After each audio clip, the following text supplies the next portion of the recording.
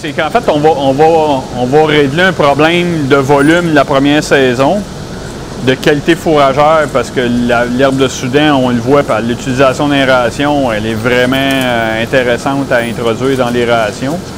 C'est une valeur nutritive vraiment supérieure aux céréales.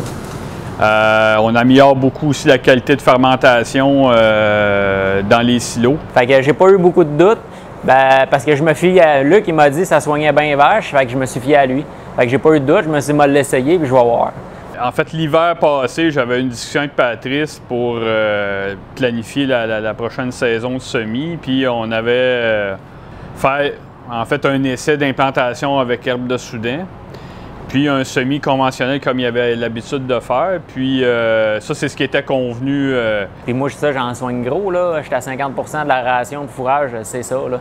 Il y a 9 kg de matière sèche sur 18 qui vient de cet ensilage-là. Le restant, c'est de l'ensilage de maïs.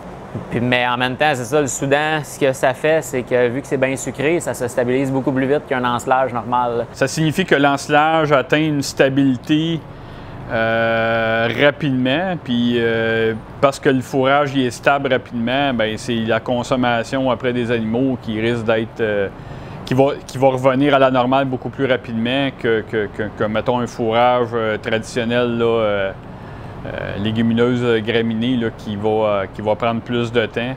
Mettons un ensilage d'herbe, de luzerne et de fétuque, là, ça c'est une grosse différence. Là. Ça se voit, c'est palpable, là, ça se voit tout de suite. Là. Direct à la première coupe, je l'ai vu de toute façon.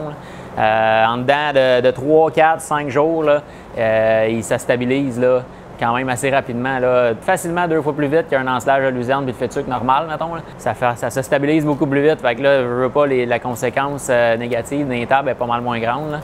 Que ce soit en balle ronde, que ce soit en ensilage, en silo, c'est incroyable. Les animaux adorent l'appétence du produit. Là, puis si on est dans une RTM, bien, comme on mélange tous les ingrédients avec le Soudan, bien, ça fait en sorte qu'ils consomment de la RTM beaucoup plus. Là, Ouais, ça soigne bien vache. Ouais.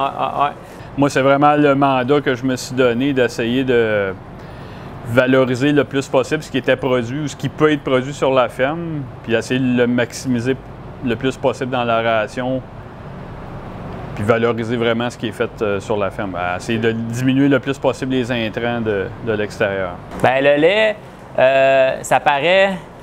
Moi, j'ai pas eu d'augmentation de lait, mais j'ai pas eu de baisse. Puis compte tenu que c'est l'été, qu'il fait chaud, puis qu'on la soigne fraîche, l'ensilage, elle n'est pas stable, normalement, on devrait avoir une baisse. Là, dans un monde normal, tu as une baisse dans des conditions comme ça. Puis là, j'ai pas eu de baisse. Fait que oui, c'est bon au lait. Là, on a plusieurs clients qui utilisent l'herbe, en fait, qui récoltent soit qui vont chopper à tous les jours ou qui vont carrément envoyer les animaux pâturer. Il y a zéro problème là, avec l'herbe de Soudan là, à utiliser vert tel quel.